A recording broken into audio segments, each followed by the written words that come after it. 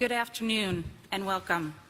My name is Maureen Landers. I am a resident of Bay Ridge, where I have lived for the past 13 years with my husband and 2 children. I am also a co-founder of Brakes, Bay Ridge Advocates Keeping Everyone Safe, a pedestrian safety advocacy group. I co-founded Brakes in 2009 after I was hit by a car. I was crossing 4th Avenue and 78th Street in the crosswalk, pushing my double stroller. The driver hit me and the stroller. Thankfully, my children who are here with me today were not in it.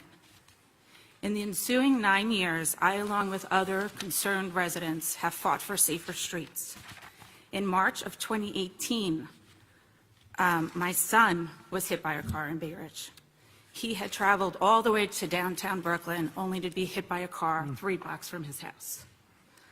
I am here in support of any and all traffic calming measures. We needed those 9 years ago when I was hit by a car. We needed them last year when my son was hit by a car. We need them today and tomorrow. I would like to have confidence that my children can travel the streets of New York and Bay Ridge safely. We are very grateful for the additional Vision Zero updates that are coming to Bay Ridge and throughout the city. I want to thank Mayor de Blasio, the Department of Transportation, Councilman Brannan, Andrew Denardis, and the others that are here with us today who have been working so hard to make Vision Zero a reality for all of New York City. Please join me in welcoming Mayor de Blasio. Maureen, thank you for everything you said. And hearing your story, it's unbelievable that this has happened twice to a family here in our city. And it's further proof of why we need to deepen Vision Zero all the time. I just have to say, this is human. This is about everyday people, everyday families. Listen to what Maureen just told us. A family that went through this and has to think all the time about whether they're going to be safe crossing our streets. And this is what Vision Zero is meant to once and for all address, to break out of the past. You know, the past in the city was a very dangerous place when it came to walking our streets, crossing our streets. We got to a point a few years ago where the number of traffic fatalities was almost as many as the number of murders in New York City. That is one of the things that inspired Vision Zero.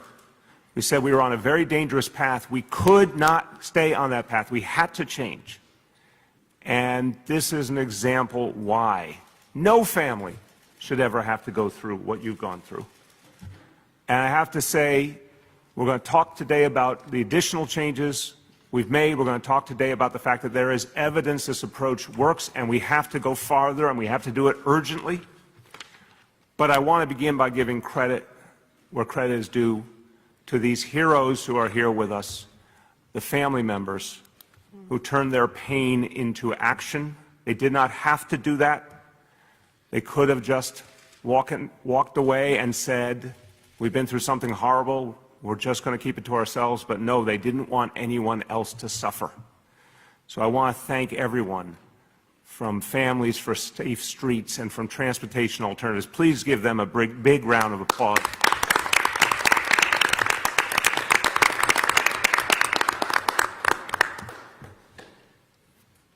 Want to thank all the members of my administration. This has been a labor of love for so many people in this administration. They believe in this idea. They know it's groundbreaking. They know it's challenging, but they've put their hearts and souls into it. You're going to hear from Commissioner Trottenberg in a moment. You're going to hear from some of the elected officials, but I want to do a special thank you to a man who's been one of the leaders and has shown how deeply the NYPD believes in Vision Zero.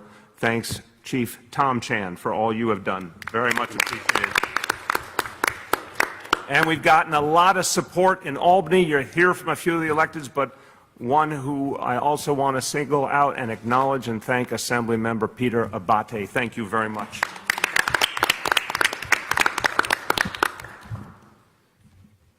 So, here in Bay Ridge, a wonderful community, a community I've spent a lot of time in. a community with the whole gamut, every kind of New Yorker, a lot of children, a lot of seniors, and it's the place that people love who are members of this community, and they need to feel they're safe. They need to. Parents need to feel it, our seniors need to feel it, everyone needs to feel it. We said from the beginning that Vision Zero would change minds, it would change behavior, it would change the way we do things. We have some real evidence now after 5 years of the difference it can make. 2018 was the safest on the streets of New York City in over a century. You have to go all the way back to 1910. That's how clear it is that we have made improvement. We've done something very different. We know that we have to be always vigilant. I want to be clear about this. Part of why we said Vision Zero from the beginning was losing one life is one life too many. One person injured in a crash is one person too many. We have to hold that standard. And this year, we've seen in the first weeks of this year some troubling indicators. We've had 7 more fatalities than in the same period last year. That worries us. We take that very personally. We're taking additional measures immediately to address that. But part of why we're making this announcement today is to make very clear to all New Yorkers that Vision Zero is going to expand rapidly. The things we did before were working, now we have to go a lot farther. There are some facts that really are eye-opening. It was about only 7% of the streets in New York City account for nearly half the fatalities. Just 7% of our streets. We know where the problem streets are. We've been addressing a lot of the biggest problems. Now we want to go a lot deeper. And one example is 8th Avenue, right here in this part of Brooklyn. So it's about drilling down, targeting each street that needs more work. It's a lot like precision policing, which if you will look at the history of the NYPD, you look at CompStat, you look at how crime got driven down, it tells you a lot about how we're going to do this with Vision Zero as well. We're focusing where the problem is more and more, putting the changes in place. Sometimes it will be a redesign of a street or an intersection or an area. Sometimes it will be more enforcement. Sometimes it will be more education. Sometimes it will be all 3. But whatever it takes, we're going to do it, and it starts immediately. The plan we're laying out today will go over multiple years, but a number of the things we're talking about today will start this year in 2019. This year, you're going to see more pedestrian head starts at key intersections. It's going to give people more time to cross the street and make them safer. This year, you're going to see the traffic lights retimed in certain key areas to reduce speeding. We know the things that work. We've seen it. You'll hear the details of the plan from Commissioner Trottenberg. The bottom line is, every time we find something that works, we want to apply it more and more places in the 5 boroughs. We're going to make this work all the way from Westchester Avenue to Rockaway Boulevard. We're going to continue to ensure this is the safest big city in America, not just in terms of fighting crime, but also on our streets. We're devoted to that. We know it will work. We're all in this together, too. We know how much the people in New York City want this to happen. I got to say to you, when we started with Vision Zero, I can't tell you how many people said New Yorkers would not buy into it, they would not believe in it, they'd resent it. It's been exactly the opposite. Not saying there haven't been opponents and critics, but overwhelmingly the people in New York City have embraced Vision Zero. They understand that Vision Zero is a matter of life and death. And I'll tell you something, I've done 60 town hall meetings. I can't tell you how many times people have said thank you for Vision Zero, and how few times people have said, oh, we want to go back to the bad old days. So it's working, it's saving lives. Now we need to do even more. A few words in Spanish. Hoy estamos ampliando nuestro plan Visión Cero para llevarlo a más calles en nuestra ciudad. Estamos dando a los peatones más tiempo para cruzar la calle, cambiando tiempos en los semáforos y mucho más. Nuestra meta es garantizar la seguridad de todos los neoyorquinos. With that, a really outstanding leader in this effort, and I've asked Commissioner Polly Trottenberg to do a lot. I've asked her team to do a lot. I've been very demanding of them. I have never heard them say it can't be done, it's too much. They've accepted the mission every time. And there's a lot of people alive today in New York City because of the great work of our commissioner and everyone at DOT. Commissioner Polly Trottenberg.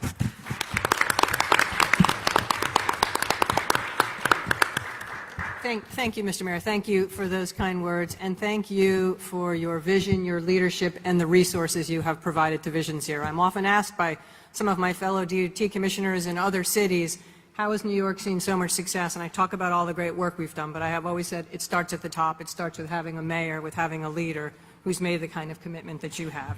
And it's great to be here today with Maureen and the advocates, Families for Safe Streets, Breaks, so many elected officials who I know have made Vision Zero a priority. We're proud of the work we've done at DOT, but we know that this is a real team sport with our sister agency, NYPD, with the elected officials and the advocates. That's how we've been able to see, as the mayor pointed out, fatalities on the streets of New York declined by almost a third in the past 5 years. And I think one of the big causes, and I'm proud to talk about it today, I'm going to hold it up. This is some of the, as you would say, Mr. Mayor, the real data-driven CompStat type work. 4 years ago, our teams decided to do a really deep dive on the data. And as you said, Mr. Mayor, we looked at each of the 5 boroughs, and we started out to have the individual plans. We discovered that give and take in each borough, it's somewhere between 6 and 10% of the key corridors are responsible for around 50% of the pedestrian KSI, killed and seriously injured. And so we realized that's where we want to put our efforts. And I'm proud to say, after the first 4 years, we have done work on 90% of those corridors and intersections that we targeted in these first set of plans, and we saw on those corridors and intersections a 36% decline in severe injuries and fatalities versus an 8% decline overall on the other streets. So we've seen that our interventions have really worked.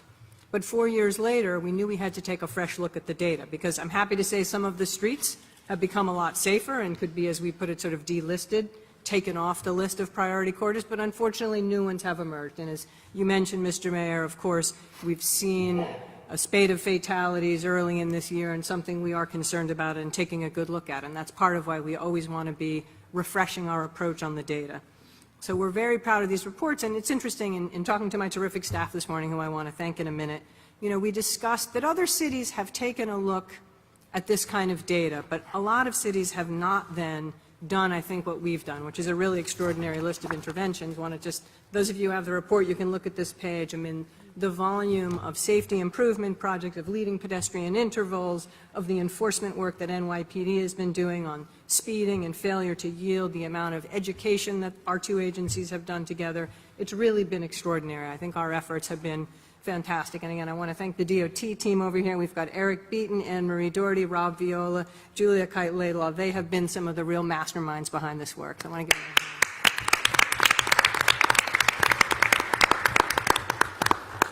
And as the mayor said, for what will now be year 6 of Vision Zero, we are not going to rest. Our agenda is every bit as aggressive as it has been in the previous 5 years. As he mentioned, we've discovered things like leading pedestrian intervals. We think easy to do. We're going to be doing hundreds and hundreds of them. They've produced, we think, tremendous benefits in pedestrian safety. We're going to be working on our left-hand turn treatment, speed cushion, speed reducer program. We're going to be doing with NYPD a lot of high visibility enforcement and education. We're also going to continue, I think, the work that is the most impactful, our safety improvement projects. We're going to once again strive to do well over 50 projects, and again, what this report targets, some of the most crash-prone corridors and intersections. And we're going to continue work with our sister agencies, not only NYPD, but DCAS, the MTA, Taxi and Limousine Commission, all of the agencies that have a role in making our streets safer. So we're looking forward to another year where we hope, once again, we will continue to save lives on the streets of New York. Thank you. Thank you very much.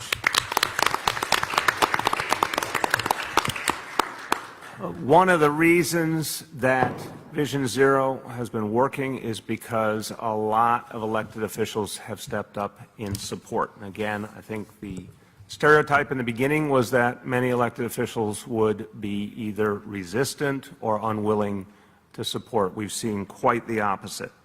And I want to thank them for that. I want you to hear from several of them now. First, a new member of the Assembly and a very dynamic new member who I know believes in this cause and believes in doing things a different way to serve people in her community and beyond, Assemblymember Mathilde Frontes. Welcome. Thank you. Good morning, everyone.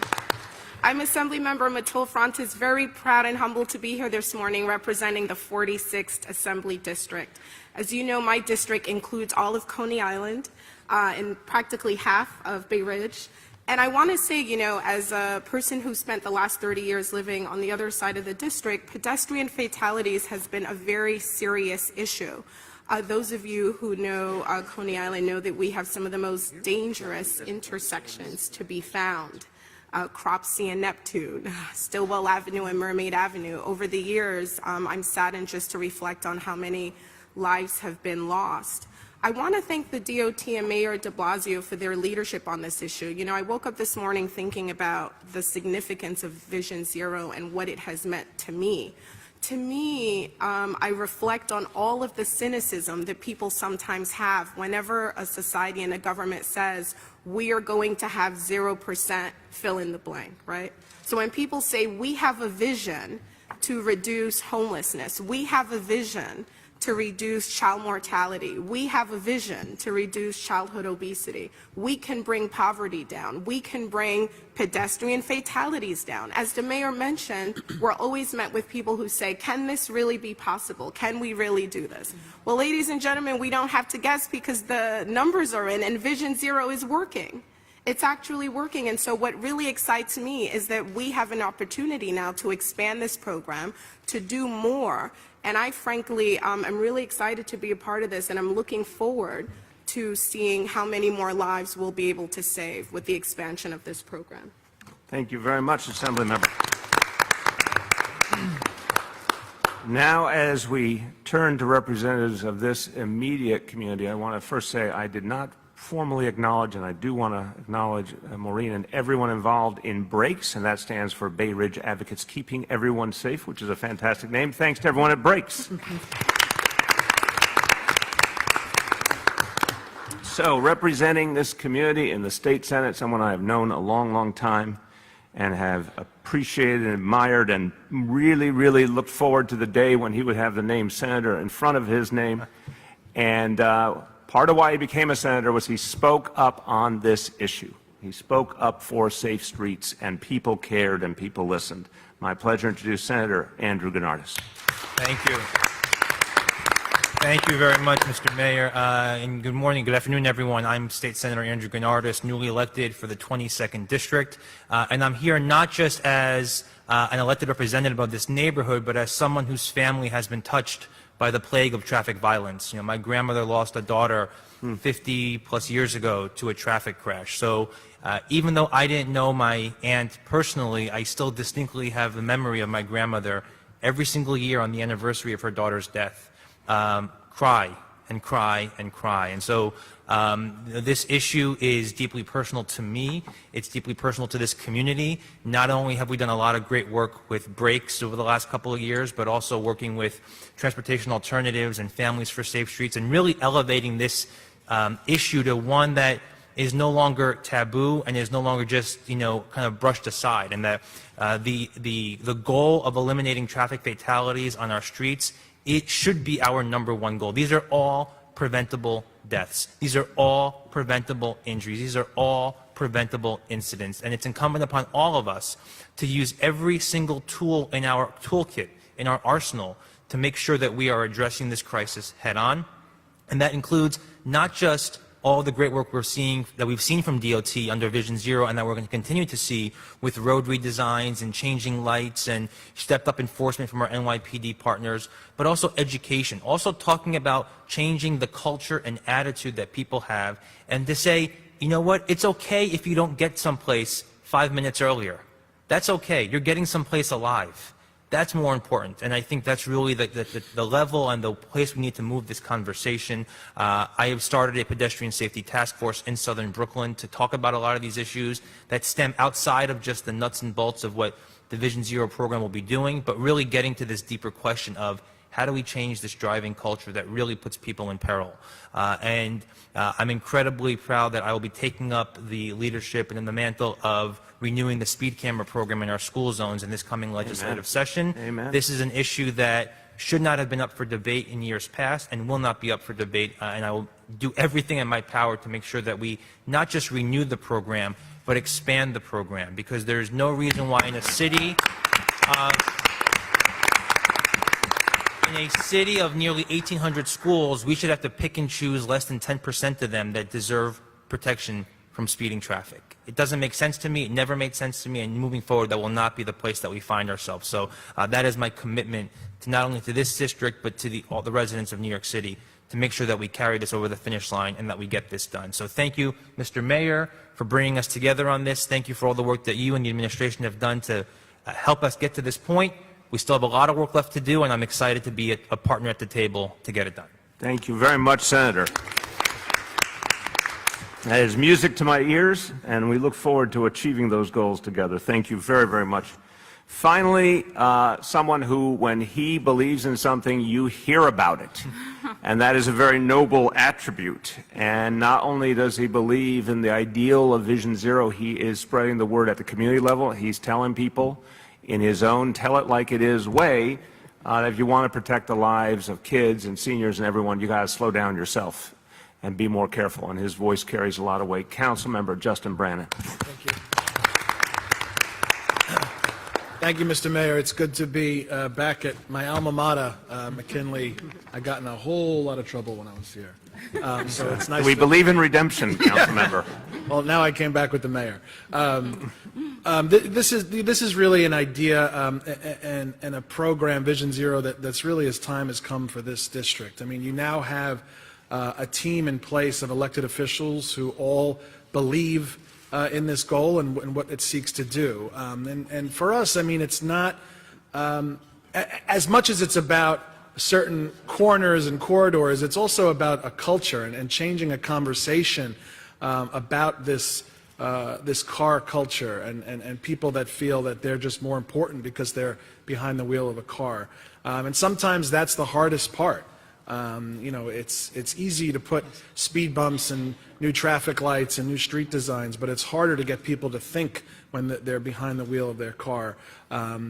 And especially when you have elected officials who either ignore this or engender it on their own. So, you know, we had a day last month where we had 17 crashes in one day, just in Bay Ridge and Dyker Heights. So, you know, it's important to have the advocates that have our back, because it's important as elected officials to be able to say, look, it's not just us that knows that this is important. It's the advocates that are crying out for it. It's the residents that are crying out for it. And it's an idea whose time has come, and it's great to have the administration doing so much work and helping us out here, because we really do need the help. So thank you very much. Thank you very much, Councilmember. We're going to, in a moment, take questions on this topic. I then have another update I want to offer on the weather situation before we go into off-topic questions. But just before that, I want to say to the good folks behind us from DOT who work on these education efforts, who really make sure that people all over the city understand how important it is to drive carefully, and that it's a matter of life and death. I just want to salute them and applaud all the good folks at DOT. Okay, questions on Vision Zero. Questions on Vision Zero. Yes. Easy one.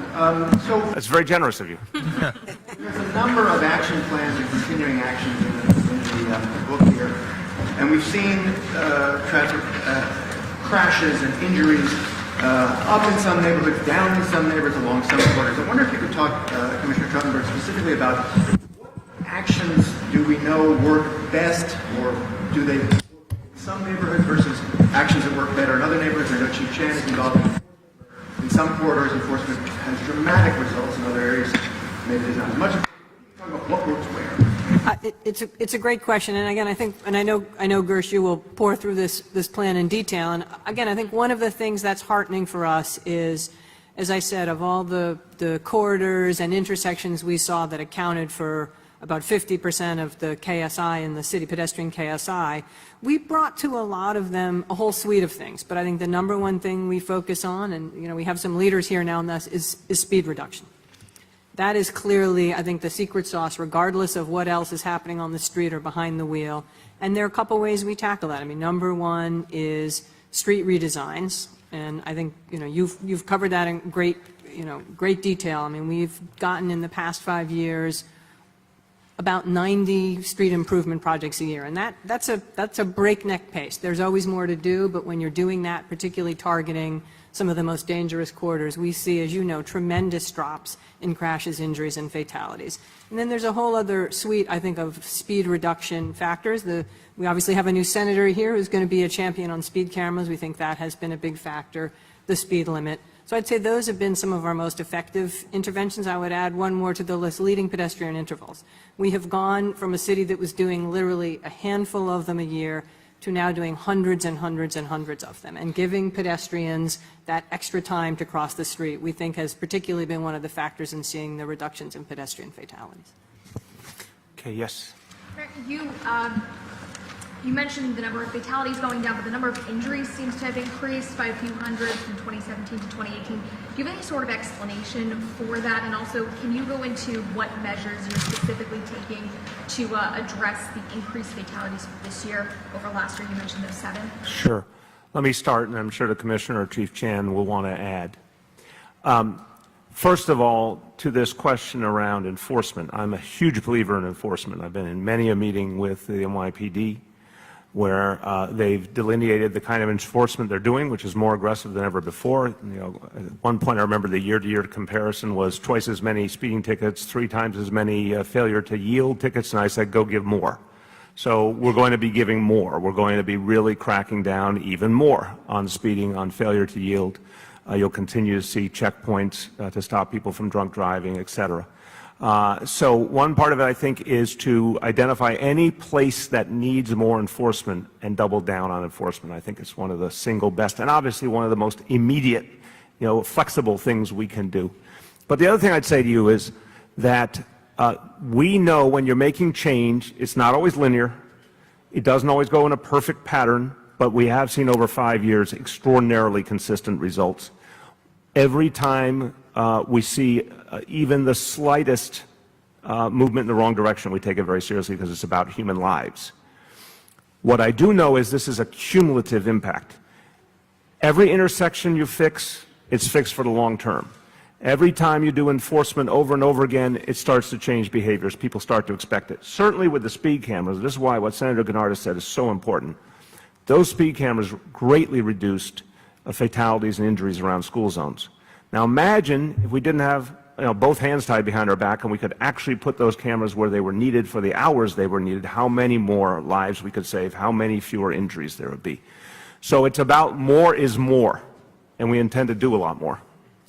I think that's true what you said, Mr. Mayor. I mean, I have often said, even though we've seen incredible trends on Vision Zero, progress isn't always linear. There are years where we have seen, for example, 2 years ago, cyclist fatalities went up quite a bit. We had 24 cyclist fatalities. Last year, they went down to 10. We've done a lot of work on creating safe bike infrastructure. I know Chief Chan will talk about his enforcement efforts, particularly targeting things, for example, like motorcyclists. So when we see the data start to move in the right direction, as the Mayor says, we look to target our efforts there. And of course, we want progress to be linear on every front, but some years, some things do a little better than others.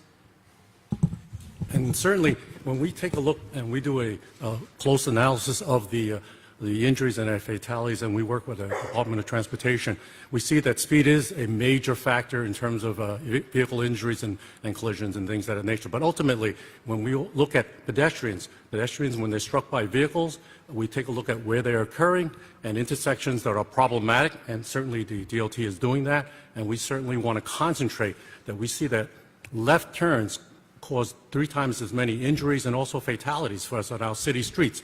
So as the Chief of Transportation, the message that I would like to share with all our city drivers, anyone on the road, that if you slow down as you make a left turn, pay attention, look both ways, and then use caution, you're going to reduce the possibility of causing an injury or fatality. Left turns by study and statistics. Thank you. Yes. You're talking about changing attitudes for drivers, and I just wanted to ask, what about pedestrians? Now we see a lot of people with headphones on, they're not aware of their surroundings. Are they supposed to take responsibility for that, and what's being done to address that? And I'd like to hear from Chief Chan as well. Sure. Look, let's talk common sense first. Everyone is in this together. Whether you're driving a vehicle, riding a bike, walking across a street, everyone's in this together. And we need everyone to understand that there are dangers and they have to be addressed. So I am very concerned about pedestrians who, are so caught up in their devices that they don't know what's going on around them. We've got to educate people to how dangerous it is. By the way, even more important, we have to educate people a lot more and have a lot more enforcement on folks who are driving while using a device, who are texting while driving, or on a call in such a way as they can't even pay attention to what they're doing.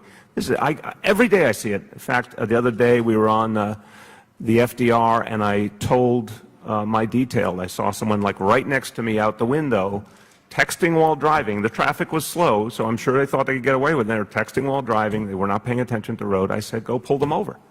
It's like they've got to learn that this is not acceptable. So we've got a lot of educating to do, everyone. But that being said, the original sin here is quite clear. The vehicles are where the biggest problem is. And we've got to address the behavior of drivers. If drivers really play their position the right way, even if some pedestrians are making a mistake, you'll still see a lot fewer crashes and a lot better safety outcomes. So all of the above, but remembering where the first problem really is. Chief, do you want to add? We're doing some outreach also this year. Again, the education on the left turn, and in conjunction with that, we ask that people do not read their texts and things of that nature while they're crossing in the street, because again, you need to look both ways and be aware of the vehicles, and safety in all areas is a shared responsibility, and we want our people who are using their phones to do it in a safe manner. Yeah, I would like to amplify that. I have a request of all New Yorkers: don't text while in an intersection. It cannot be a good idea. If you need to text, wait till you're out of the intersection to do it, and everyone will be safer. Okay, who else? Juliet. Fatalities, where are they? Were they in a specific location or in different ones, and are they the problem locations that you're addressing? So let me have Polly and Chief go over that. I want to just make clear it's 7 more year-to-date compared to last year. So go ahead. Wait, I'm sorry, Juliet, I didn't catch the first part of the question. And is there a pattern? Oh, you know what, we'll grab the locations for you. I think one unfortunate thing we've seen about the pattern is we've had a few cases where there have been multiple fatalities and crashes, which is unusual. And I think if you've followed our work, you know we also look at time of day, at seasonality. One thing, it's just been an unusually warm January. That can actually have an effect because you have more people and more cars out and about. But I think maybe these folks over here, I think we didn't see any particular geographic pattern, but we can get you the list. We'll get to the details. Okay, who has not gone? Dave. Mayor, you've gone over this, but could you just touch on the motivating factor in all of this? Is it because we see over time these problem areas that are responsible for more than 50%, you said, or is it the 7 extra fatalities we have this period over the same period last year, or is it the trouble we've had in Albany trying to get the speed cameras? No, the great question, I mean, no, it is that we take the 7 additional fatalities very, very seriously. We intend to reverse that as we go further into the year, unquestionably. Again, it's been 5 years of steady decrease. We intend to see a 6th year of a decrease in fatalities. The Albany situation, I think, is markedly improved. Let's be very blunt here. The Republicans in the state Senate refused to take speed cameras seriously. They were willing to risk the lives of children. It's as blunt as that. And there's a brand new state Senate that is immediately on the side of children and families and willing to move legislation. So that situation is greatly improved. No, it's time for the next phase. We have gone at a lot of the biggest problems, and those plans are well underway. But now we need to go farther. We've always said that Vision Zero was going to keep growing. It doesn't end. I want people to understand this. From my point of view, for the rest of my administration, and whoever succeeds me, I hope will take it up, this needs to keep growing and growing and growing, because we have a goal that is the goal everyone believes in, and we have to keep doing more. So what's motivating us is a lot of the previous phases are in place and are working. It's time to go farther. Anyone else who has not gone yet? Jill. Mayor, on sort of a broader Vision Zero question regarding enforcement of cyclists. There was an incident a couple of weeks ago where some cyclists were and cycling advocates were pretty upset after there was some video and images of a cyclist being stopped for a moving violation and knocked off his bike by a police officer. And this was during a ticket blitz following the death of a cyclist. A lot of cycling advocates say it's not really helpful to ticket the cyclists after these incidents. They want to see more enforcement against cars. I'm just curious for your reaction to the amount of physical force that you think is appropriate for the issuing of a moving violation against the cyclist, and just generally what you think of that kind of blitzing. Look, we train our entire police force regularly in the way to go about their work with the least confrontation, the least physical impact, and that's obviously been working. We see that in any number of measures. The NYPD is getting a lot done. It's the safest big city in America. Crime continues to be driven down with less use of force. But I got to be clear that look, whenever there's a fatality of anyone, it's a horrible situation, and we all feel it. That does not mean we're going to stop enforcement. We're going to be enforcing on anybody who we think puts other people in danger, period. So if an officer observes a cyclist doing something they regard as dangerous and illegal, of course they're going to ticket them. Now, they should do it in the most careful way possible. That's their training, and I've not seen anything from this particular instance, so I can't speak to it. But no, if we know there's been injuries involving cyclists and pedestrians, we take that seriously too. We need cyclists to obey the law, and of course enforcement is a part of that. Yes? Hi, Mr. Mayor. Transit advocates say that more cars and more congestion lead to more crashes.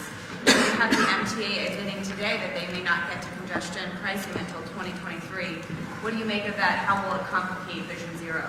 I haven't seen the MTA's testimony. What I do believe is that by the time of this state budget, April 1st, there has to be a plan to address the MTA situation and fully fund or substantially fund the MTA as quickly as possible. I think a whole series of options are on the table, obviously including congestion pricing. So I can't speak to what the MTA said today. My central focus is whatever that package of funding measures is, that's what we need as a city. The more people believe in mass transit, the more they will take it. That will reduce congestion. I think that's the central challenge is, reliable, effective mass transit, and we need a funding plan that will do that. Anyone who has not gone yet? Yes. More localized. I know there's been a push for more bike lanes in this area, in this district specifically. Can any of the local elected speak to that? Local electeds, anyone want to speak to that? I mean, there's a couple of proposals on the table now. I think the overall feeling towards bike lanes has definitely evolved over the past, say, 10 years in this area. I think maybe 10 years ago, bike lanes were basically a non-starter and became a proxy for other arguments about things. But now it's definitely heading in a different direction.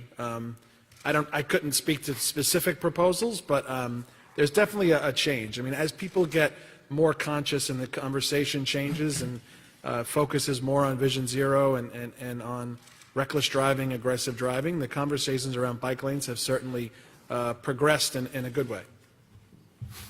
Okay, just want to see, anyone else has not gone? Okay, go ahead, Gersh. Let's get back to the culture, because the senator and the councilman have talked about the car culture, changing the car culture. You yourself have just mentioned that vehicles are the principal danger. Correct. In New York City. So why doesn't this plan actually call for significant sacrifices made by drivers, for example, limiting even where they could go, closing some streets, two-car traffic, lowering the level of service? Remember, when we talk about speed cameras, those cameras are pegged to 35 miles an hour and up. Why not lower that miles per hour on those speed cameras?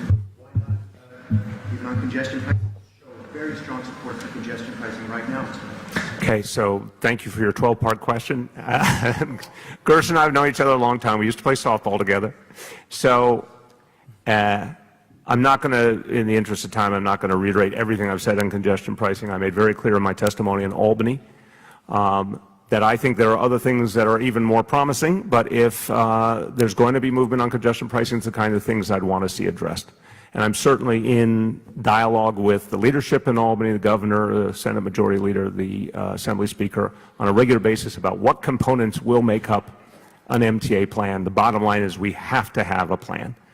On the question of closing off streets, look, I would argue on first blush, I'm not the expert, the commissioner is, but I think right now we're trying to sort of a bit do things in sequential order. We've got a MTA problem we have to fix. We've got a congestion problem we have to fix, and we're going to be saying a lot more on that soon because we've put some pilots in place, and it's time to talk about what we're now going to do as a result of those. In my view, closing off streets is kind of contradictory to some of the other things we're trying to address right now, but I don't rule it out as a future strategy. I just don't think it's the immediate thing we should be doing. On your question about speed limit and school zones, I'm not an expert on if they're all calibrated the same and what that is, so I'll let the commissioner handle that. Well, I'll jump in on a couple things the mayor said, and I don't want to brag about having a plan that makes life miserable for people behind the wheel, but I actually think there's a lot in here which is trying to change the balance of the streets to, again, focus on pedestrians, on cyclists. We do talk a bit about not quite closing off streets, but the shared street concept, which we've started up in the Flatiron District, and I think we're going to try and bring more of that into the city this year, which is allowing some local access for local businesses and residents, but otherwise making it a street that's very much for pedestrians and cyclists and hopefully people to enjoy the space. So I think there's some of that embedded in here, Gersh. The speed camera restrictions, I look over at our senator here and our assembly member, the requirement about that the cameras that you have to be caught going 10 miles over the speed limit, the school zone geographic restrictions and time of day restrictions are legislatively mandated, but I think we certainly look forward to working with our leaders up in Albany to continue to see what we can do to make more use of those cameras, more times of day, more places. Obviously, we think they've made a big difference in terms of saving lives. Okay, anything else on Vision Zero? Yes.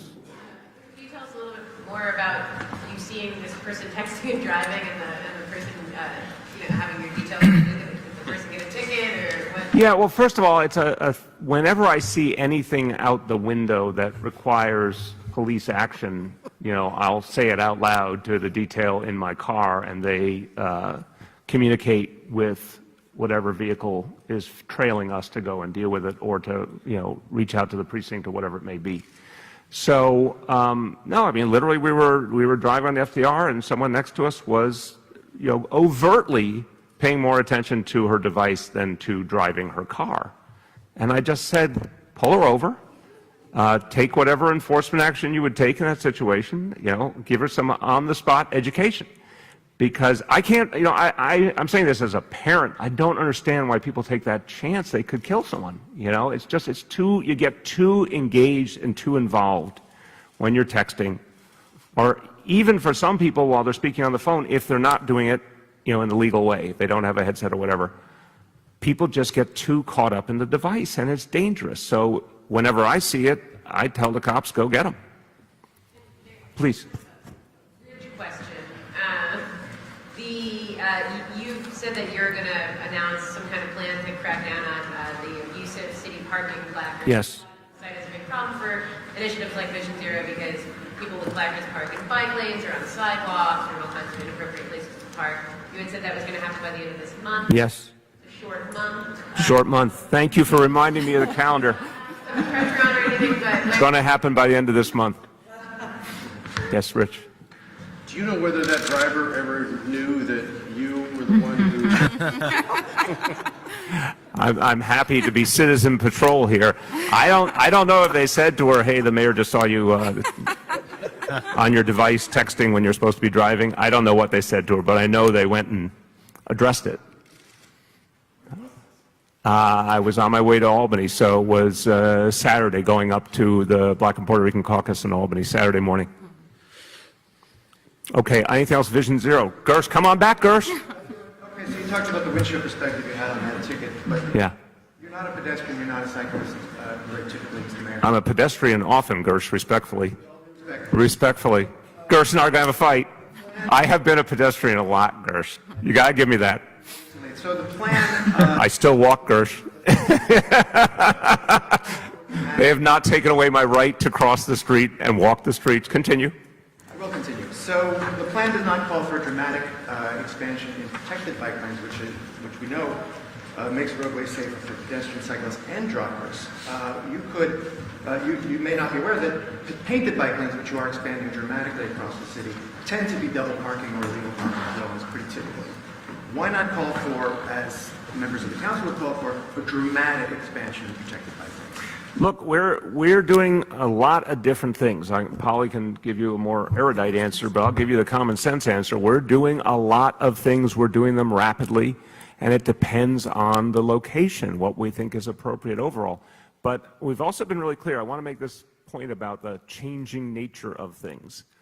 Every year that the NYPD drives down crime, allows for more focus on other types of enforcement. Very clear message to NYPD, very clear message to DOT that we expect there to be enforcement in bike lanes.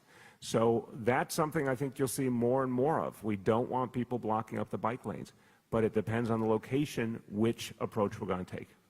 So I'll talk a bit about this, and I'm not sure whether, I think maybe David was at the hearing that the council just recently had. It was on e-bikes and e-scooters, but the question came up from Chairman Rodriguez about the city should be doing 100 protected lane miles a year. And I want to point out, and I know, Gersh, you may disagree with our number, but we think we did around 20 last year. And I want to particularly highlight some of the big ones we did, because the crosstown lanes in Manhattan, 12th and 13th, 26th and 29th, Skillman, I mean, some streets where, as you know, they involved a lot of parking lots, a lot of real redesign of the streets, and we think they're going to, they're really important connections to the city's bike network. I told the chairman we'll take up his challenge, but I also spoke to some of the council members just to sort of put a flavor of what that would look like. That would mean 2 protected miles of bike lanes every year, pretty much in every council district, -1. And, I think for that level of sort of aggressive movement on protected bike lanes, we need some real partnership with local elected officials, with local businesses. We've been having Greg Bishop and the Small Business Services Administration involved in our work to make sure that as we do these bike lanes, we design them well, they're safe, they're fun to ride in, people feel comfortable riding in them, and we're doing what we can to work with local communities, because obviously we do want businesses to function. So, we're ready to see if we can take that challenge and add more lane miles. Obviously, we're going to need some real partnership with our elected officials too, I think, in some parts of the city. Okay, last call on Vision Zero, so we can get on to some other things. Last call. Okay, let me first do some weather, very quick. So this is another one of these situations we are watching very closely because it could change, and we are being very cautious about. We have a fast-moving weather system that will be hitting tomorrow afternoon, and this is the concern that a lot of it may hit during rush hour tomorrow afternoon. Right now, according to National Weather Service, 1 to 2 inches of snow at the low end, 3 to 4 inches at the high end. We have learned to be cautious, to assume the worst, so we're already in a stance of assuming it could be more than that, and the timing could be exactly when we don't want it. We are going to have post-positioning of salt spreaders and plows preparing for more snow than that. So people, just message to all New Yorkers, if you don't need to drive to work tomorrow, don't drive to work because the evening rush hour will be tough. Take mass transit, stay in if you can, get ready for it. We will have much more information as the day proceeds, as we get additional updates. Hopefully, by the end of tomorrow night, we'll start to see rain, and that will reduce the impact going into Wednesday. But I'm very concerned about going into Thursday, but I'm very concerned about the Wednesday evening rush hour, and so we want people on alert for that right now. Okay, we're going to take questions on any topics now. Any topics at all? Rich. So Bernie Sanders announced he's going to run for president. Does that change your perspective on that race at all? No, I have tremendous respect for Bernie Sanders. I think Bernie did an incredible service for this country in his campaign in 2016, and it fundamentally changed the debate. I think we're in a new situation here. There's obviously a lot going on. It's a different dynamic, and I think everyone should assess the current situation we're in. I'm not ruling it out. Not ruling it out. Other questions? Yes. What is Your reaction to the windows at the Chabad of Bushwick that were smashed over the weekend, and also any action that you're taking? Yes. Yeah, I called Rabbi Heller and we spoke on Sunday. It's very distressing. You know, I spoke to this issue just a few days ago. There's been a clear uptick in anti-Semitic incidents and hate crimes. The way we're addressing this is by very aggressive efforts by the NYPD. There's a lot more NYPD presence around that synagogue and that community to reassure people, to also show that we are on the trail of anyone who commits a hate crime. And the NYPD has had a high level of success of finding people. And I want to remind anyone who has hatred in their heart and thinks that this is something they may want to do, that one, we will find you, you'll be prosecuted, and there's additional penalties. The same exact offense that was not motivated by hate comes with a serious penalty. In many cases, jail time. But if there's a hate motivation, it adds a lot more jail time. And we're going to make that very clear to people as we address these incidents. But look, there's something wrong in our country. We saw the horrible incident in Pittsburgh. We've seen it in other places too. I think it's the national debate, which has become increasingly divisive, is somehow empowering folks who are committing these incidents. A lot of this is emanating from Washington, but we have to respond locally and show it's unacceptable here. Other questions? Yes. Mr. Mayor, Lynn Patton, the regional administrator from HUD, just got stuck in an elevator at the Douglas houses and had to be rescued by the fire department. Something that's happened with the elevators there repeatedly over the last couple of years. What concerns do you have about her safety and the residents' safety? Well, look, the residents of all of NYCHA deserve to see these problems fixed once and for all. We have a very aggressive plan that we announced a few weeks ago that I think will bring in the billions and billions of dollars we need to fix these elevators. Now, we need more federal support. We still haven't seen that. We need the state to send the money they allocated. We still haven't seen that. That's $450 million. We need help. But there's no question, everything we've been doing with our new plans for NYCHA, everything we agreed to with the federal government, goes at fundamental issues like elevators. And you're going to see a lot of changes when it comes to elevators. In this instance, I've only seen a very preliminary report. We don't know what specifically caused it. It may have been an overcrowding situation. We're waiting to get more details. I'm told that it was about a 10-minute delay. We don't want to see that happen to anyone, and we'll certainly be addressing the situation there. We have seen the boiler repairs. We've seen the rapid repair teams that have been out every weekend. A lot of improvements in terms of tickets that have been in existence for many months and making those repairs for residents. Yesterday, we were at one of the rehab buildings at Douglas houses. There are imminent dangers to residents there that would never be allowed in a privately owned building. A bathtub about to fall in on the bathroom of a 9-month pregnant woman, open holes in walls, flooding, massive amounts of flooding, stairs missing, steps missing from stairs, and things of that nature in the building that are immediate physical threats. What can you do about those? Well, first of all, we need all the details. If you'd share them with our team, the specific things you saw, so we can get to work at get the team at NYCHA on those immediately. The whole idea that we announced was to fundamentally change how we approach public housing. We would bring in a huge amount of private financing. We'd bring in more federal dollars through Section 8. We're going to rehab entire buildings, apartments from scratch under the RAD program. We have great examples of that already in New York City. Those conditions are not acceptable. Remember, though, the people of public housing, they're the backbone of the city. They deserve a lot better, but the price tag is $32 billion. The plan we put forward will cover a lot of it and will make a big difference, and we have to go at the most serious health and safety issues first, like the ones you described. Those are unacceptable. They must be addressed immediately. But to fully achieve the goal of providing 400,000 New Yorkers with the housing they deserve, we've got to get federal resources too, and we've got to get the state to send us those $450 million. Yeah. Patton says that HUD gives the city $30 million a week, $30 million a week in capital and operating costs, and a lot of people are asking, where does that money go? That money operates what would be its own city of 400,000 people. Look at the list of American cities and see where 400,000 population ranks. It would be a very large city in the context of this country. But the difference here is it's a city that was missing the investment it was owed by the federal government for decades. The public housing was not created locally. It was started by the federal government on the promise that it would be funded consistently. And that stopped.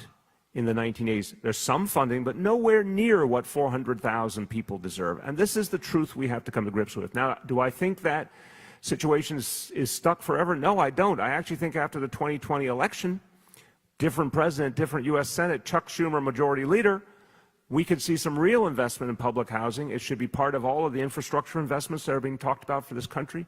And we could turn things around. Go to Ocean Bay in the Rockaways. Go to Compost on the Lower East Side. You can see in this city right now, in real time, apartments that have been made right, buildings that have been made right. It can be done, but it takes a whole lot of money. Our residents deserve it. But the money the federal government is sending us now is keeping things barely functioning. It's not the money we need to actually fix everything, and the federal government should get a lot more skin in the game. Okay, other questions? Juliet. Can you talk about how you're addressing Airbnb? Airbnb, you know, I'm always amazed at this, these big companies that have a chance to do it right and decide to do it wrong. Airbnb says they want to be good neighbors. They want to work with the city. So we said, give us a lot of information and we can work together. Every industry, traditional industries, have to give us a huge amount of information. Talk to people in the hotel industry, talk to people in the restaurant industry, go down the list. They have to give us constant information so we can regulate them. Why? Because we want people to be safe, we want people to be healthy.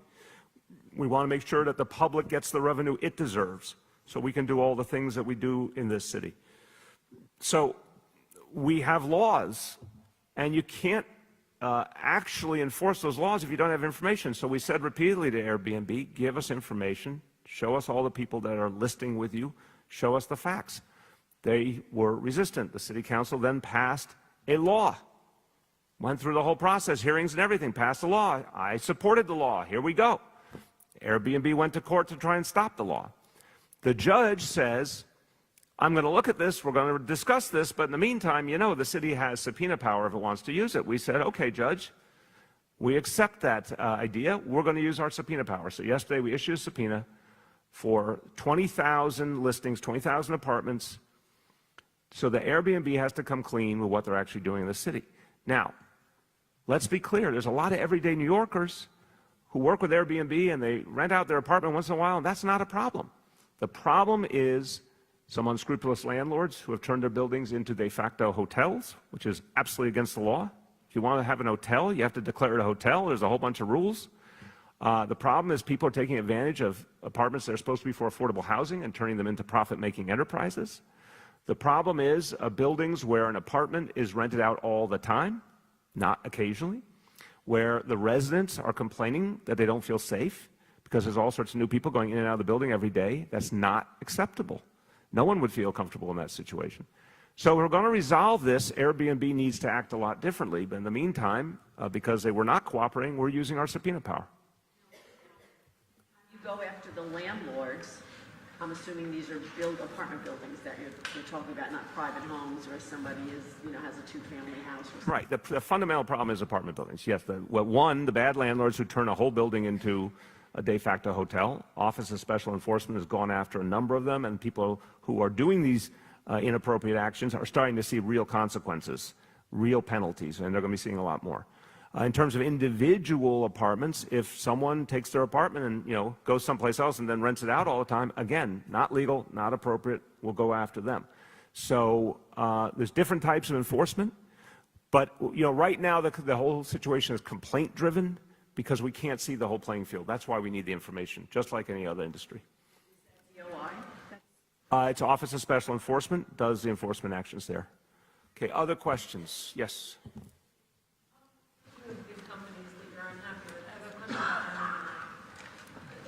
This could be like a segment each week. Big companies I'm unhappy with. Go ahead. No. So there are a number of high-profile progressives that you're normally aligned with who've been critical of the deal that you and Governor Cuomo supported. What do you think, in your view, they're not understanding? As somebody who usually sees their worldview, what don't they get about it? Look, in terms of my fellow progressives, they usually see my worldview, I usually see their worldview. We're highly aligned. And if we all have a common concern, it's that our own party played way too much to the center and lost touch with people and lost touch with everyday working Americans and became seen as a party more interested in the needs of elites rather than everyday people. So there's plenty that unites us as progressives and will continue to unite us. As a progressive, I've got a responsibility of 8.6 million people to produce jobs for them. I have a responsibility to produce revenue for them. We've talked about public housing before. I have a responsibility of people who live in public housing to get them opportunity. I have a responsibility of young people at CUNY to make sure there's jobs that will allow them to get to the middle class. When you look at the polling on Amazon, clear majority of New Yorkers believed it was the right thing to do to bring the jobs and the revenue. The breakout showed something very meaningful, that working people, folks who were not as well off, really wanted it. People of color really wanted it. Folks who had not had as much opportunity really wanted it. So I would say to my fellow progressives, we have an obligation to put our ideals into action for working people, and that's what I was trying to do here. But look, I've said also very clearly, the fundamental thing that happened here, I don't blame anyone for raising criticisms. I don't blame anyone for calling for more in terms of corporate good citizenship. I think they missed what was good and important about the deal and why it meant something to working people. But I would never say don't raise criticisms. What I'm shocked by is a company that when they hear some criticisms, they take their ball and go home. And I've never seen anything like it. Amazon broke their agreement with the people in New York City. And I think it has said a lot to people all over the country about the true nature of that company. Is there a difference between progressives who are in Congress and happen to be executives and have the kind of responsibility you have? Might that be part of the divide? Unquestionably, when you are an executive, when you have a responsibility for people's safety and well-being, you have to see the big picture, and I do. I have very strong progressive values, but I think the best progressive values are the ones that come into action and help people's everyday lives and change them. One of the things I've talked about is a lot of progressives, and I'm among them, believe in the $15 minimum wage. But we have to be really clear, that's not the end of the discussion. That's the beginning of the discussion. Working people deserve a lot better than that.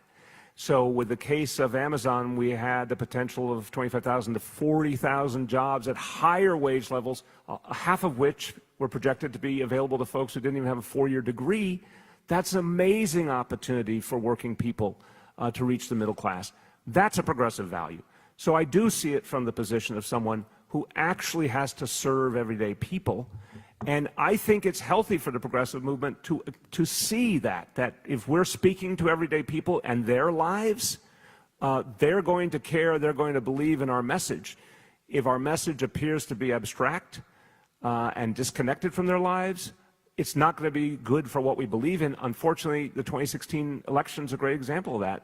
Everyday Americans, too many of them didn't feel like what they were hearing from my party was about them. I want to make sure as a progressive that we are speaking to working people. Yes? You mentioned working people, and I know you're proud of New York as America's fairest city. Yes, sir. About this ongoing crackdown on delivery working cyclists whose jobs exist entirely because the wealthy or office workers want food relatively quickly, and they use what are illegal e-bikes in order to deliver that food, but they're also the lowest paid workers in our society. Explain to me how you can justify that. It's a great question. I'll make it really clear. There's a lot of other ways to deliver food than something that's outlawed. It's outlawed, Gersh. It's against state law. So until it is legalized, I'm not going to be comfortable with it. Also, we have too many situations where, because this is a particular example of something betwixt and between. Faster than a traditional bike, but not regulated the way a motorcycle or a car would be regulated. We got to make sense of that. It's not good. And for all the people out there who feel vulnerable crossing streets, and I've talked to a whole lot of them, they are not ideologically motivated. They're speaking from their life experience. Obviously, a lot of folks who happen to be seniors, happen to be disabled, a lot of parents with kids, are worried when they cross the street and they feel like there's all sorts of different things going on and they don't know how to navigate it properly. So the e-bikes, I think there are going to be potential solutions. I want there to be a solution. I want legalization that's done right. I want a safety focus. The pedal assist bikes are a good example of something that I think is safer. And I want to see working people treated fairly, including the folks who do those deliveries. In the meantime, they should do the deliveries. The companies that work with them should do the deliveries with other ways of making the deliveries. There has always been other ways of making deliveries. That's what they should do right now. But we want to make sure that the folks who are doing the work are treated fairly, and that's what we're working with the council on now. That's what we're working with the legislature on. Gloria. Mr. Mayor, I want to follow up on your answer to Amazon. You said that some of your progressive allies missed what was going to be. Sure. So, was there anything you could have done to make sure that was being communicated to them at the time as this was being negotiated, as it was coming out in the public? I know you don't like to do the Monday morning quarterbacking, but is there something in the message or in the role that you played here that you could have done better or would have done differently to make sure that they weren't missing that big picture that you talked about? I feel like everyone involved is a smart person, and they made their decisions for whatever reason. I'm not going to second guess, what part of it was philosophical, what part of it was political. I can't get into anyone's minds, but I think it's quite clear. If you're looking at the facts, these were pre-existing incentive programs. And if people didn't like the incentive programs, they could have voted against them a long time ago or raised it a long time ago. And the other point that, I think somehow the assumption started to grow that this was like a cash transaction as opposed to something that required the company to show up, build the jobs, produce the revenue, and then they got incentives. But in the end, it's not about, this is what I think has been missed in all this, it's not about whether there's voice of opposition. If somehow that company thought they were coming to the single most opinionated city in the United States of America and they weren't going to have any opposition, I don't know who they were talking to. We're all comfortable with democracy around here. We're comfortable with diverse voices. It's fine. But the people, the ultimate measure, the people consistently believe this was a good deal for New York City. And the highest elected officials believed it as well. And we would still be moving forward with it today if not for a small group of guys who got around a boardroom in Seattle and pulled the plug without any notice. And that's the real problem here. Yes? I could ask you about Bernie Sanders. Yeah. You have spoken since the election about how you thought his campaign was better. I know you're... When you say better, I'm sorry. What he proposed and what he stood for, ideologically speaking. Do you see yourself campaigning for him? Yeah, I've been really, really clear. I'll be clear again. I was just a few minutes ago. I do not rule out any particular path for myself, and my focus, as I've said, is serving the people of this city, but also spreading a message all over this country about the kind of changes that we need to make, and using some of the examples of what we have done here in New York City that are not theory, that are not ideas that someone came up with but have never been tried, but actual things we have done. Pre-K for all exists. 3K is on its way. Safest big city in America while showing that we can bring police and community together. I mean, these are big examples. Guaranteed health care for all, 2 weeks paid vacation for all working people. These, to me, are examples of what the whole country needs. So I'm going to push these ideas out there because it's a time where people are going to decide where we're going as a country. And also, if these policies became national policies, it would help New York City a lot. I don't judge for any other candidate. I have immense respect for him. He has contributed a lot to this country. Everyone has a choice in this season. By the way, anyone who thinks it's bad that there are a lot of candidates, I think misunderstands the value of a rich debate and of all the different representation of all the pieces of the party in the process. I think it's a very good and healthy thing. Yeah. Mayor, given the fact that Amazon did break its deal with and they've made very clear that they would not only be not neutral about unionization, but would actively oppose it, should progressives be doing business with Amazon? Should like-minded people, should union people be getting stuff from them, ordering stuff from them? Look, I would say it this way. First, I do want to note that Even as Amazon made its decision, a host of other technology companies have been rapidly expanding in New York City.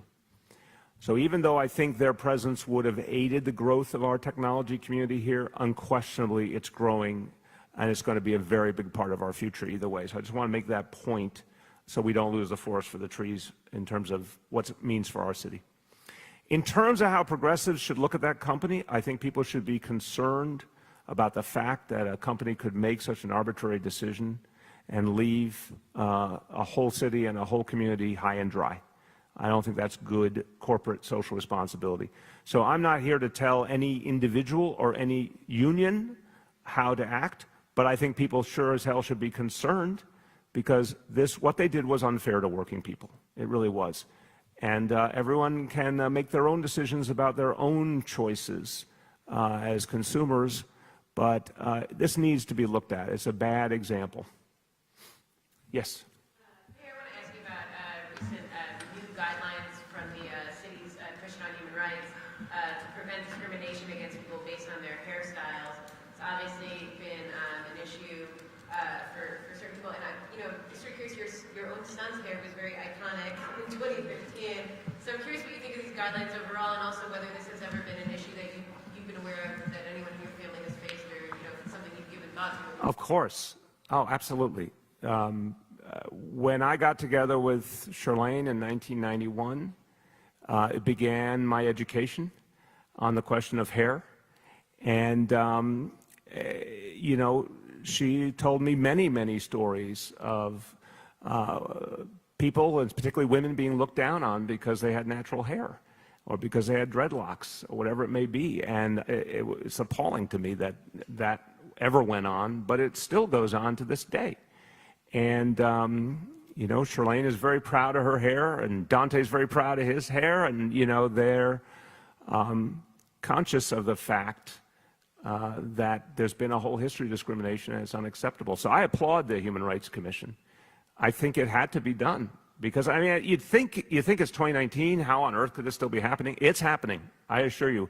African-American women are being discriminated against because of their hairstyles to this hour of this day. It's not acceptable. It must end, and we're going to lead the way here in New York City. Thank you, everyone.